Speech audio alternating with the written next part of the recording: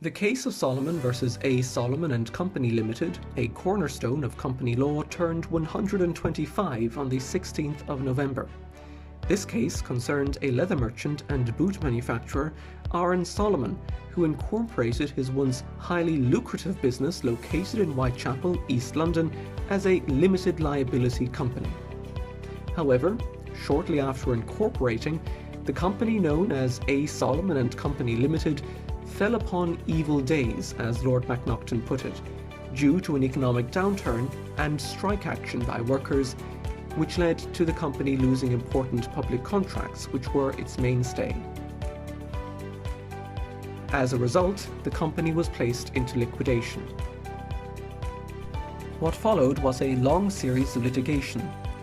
In the Court of First Instance, Justice Vaughan Williams ordered Aaron Salomon to indemnify the company against the claims of the company's creditors.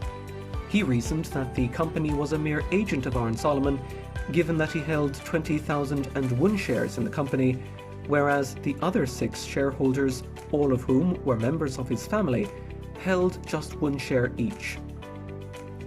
The Court of Appeal, comprising of Lord Justices Lindley, Lopes and Kay, reached a similar conclusion, insofar as it held Aaron Salomon personally liable without limit for the debts of the company. However, rather than treat the company as the agent of Aaron Salomon, the Court of Appeal considered that the company was his trustee. It said that the manner in which the company was incorporated was contrary to the true intent and meaning of the Companies Act. The Court of Appeal thought that because Aaron Salomon held the most shares, entitling him to the greatest amount of the profits and control, the company was a mere scheme through which Aaron Salomon could run his business as before, except this time do so with limited liability. The court described the company as an alias of Aaron Salomon and said that it was a device to defraud creditors. On appeal to the House of Lords, the judgment of the Court of Appeal was reversed. The House of Lords affirmed the separate legal personality of the company. Lord Heraldsbury held that once the company is legally incorporated, it must be treated like any other independent person, with its rights and liabilities appropriate to itself. Lord Herschel made a similar statement in dismissing the notion that there was a principal-agent relationship between Aaron Salomon and the company, or that the latter was the alias or alter ego of the former. Lord Herschel stated that the company is ex hypothesi a distinct legal person. Meanwhile, in his speech, Lord MacNaughton clearly set out the legal position of a properly incorporated company as follows.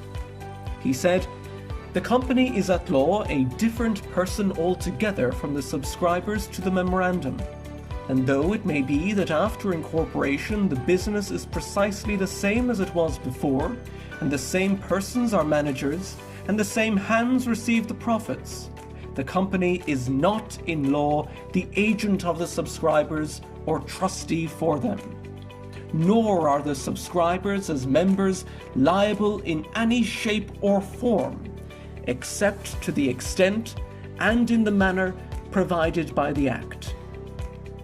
In other words, a company that is formed in accordance with all the prerequisites of incorporation set out in legislation bears a legal personality distinct from its members.